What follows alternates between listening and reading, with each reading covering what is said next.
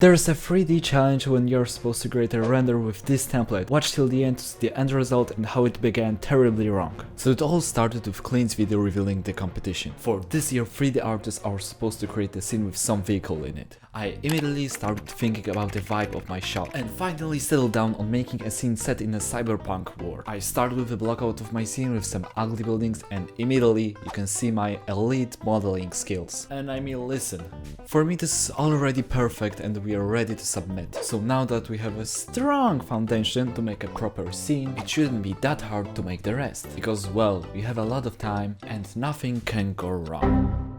Wait, what is that? So yeah, it turned out my computer might be kinda broken and I need to send it to some guys to fix it. But happily, they're specialists, so it shouldn't take them very long. So the good news is that we finally have a computer. The bad news is that there is a week left until the challenge ends and our render looks like this. So we need to create something fast. I started with a car because, well, it's the most important thing. And without it, we have nothing to submit. And a big shout out to Cyberpunk modding community for helping me with a car model. Now it's time for rigging and animating the car. And tada, it looks fucking awful. Nice. But don't worry, we'll fix it later. Currently, we need to focus on the environment. Now, since we don't have enough time to model each building, we will have to do it the lazy way. And what is the lazy way, you ask? Well, we are gonna open Cyberpunk, take a few pictures of buildings, and then recreate them in Blender. And we can give a cube a room texture and place it in the window frame to have that nice parallax effect. And yeah, it's that simple. Actually, it's not. I spent 40 hours on this, please send help. The way we do that is we import a screenshot from the game, add some rough geometry, we apply the texture from our screenshot and we do our best to make it fit in the shot. And it's not screenshot from a game. The same goes for the background. I hopped onto my car in Cyberpunk and went to some memorable places.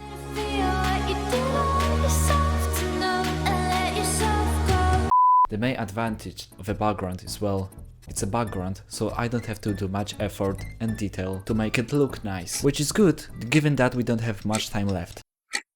Now we need some kind of story in our shot, because that's usually why shots are made. The shots in movies need to tell something, otherwise they're kinda pointless. And now our shot is kinda pointless. Like, it's just a car, we need to tell something. So, the easiest way to fix that is by adding characters to our scene. And luckily, I have a character that just needs to be rigged. Which means we just need to give our character bones to make it ready for animation. Yeah, I'm saying that if that was easy. In fact, it's usually kinda fucking hard. But we can automate that using add-on called AutoRig Pro. We just need to pay $40.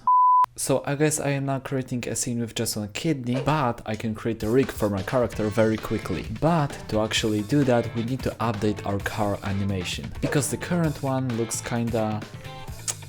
yeah, so after watching an unhealthy amount of videos about cars and consulting a few people who actually know something about the topic, I was able to upgrade our car movement to actually look like a car and, well, not this. But just as we fix one thing, there is another problem, like lightning in this scene. But how do we fix that? Well, first of all, the scene is way too dark and lacks color. So to fix that, I added these lights that are outside of the shot to give us feeling that there is something beyond the frame, which is nice. Then I boosted intensity of all lights and added mist to make them pop more. And boom! Our scene is looking much better now. Now we can move to animating our character that we rigged earlier. Animation is pretty hard, especially character animation, but our character is in a car, so we just need to animate the head and the arms. And for my limited animating skills, I'm pretty proud of how it turned out. I then added second car just to tell some story, that the main car is trying to lose that one on the back. I would love to animate the second car shooting, but there is only 4 hours left till the end of the challenge and we still need to render the scene. So I rendered my scene, made some adjustments in Nuke to cover all my mistakes, and submitted my render 30 minutes before deadline, so pretty close. So yeah,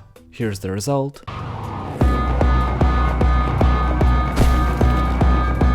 But overall, I am happy with the results given the time I had. I really doubt that I would get into top 100 renders. But hey, who knows? So yeah, let me know what you think of my render, and if you want to see more in-depth video on how I did it, watch this video. Smash subscribe and I will see you later.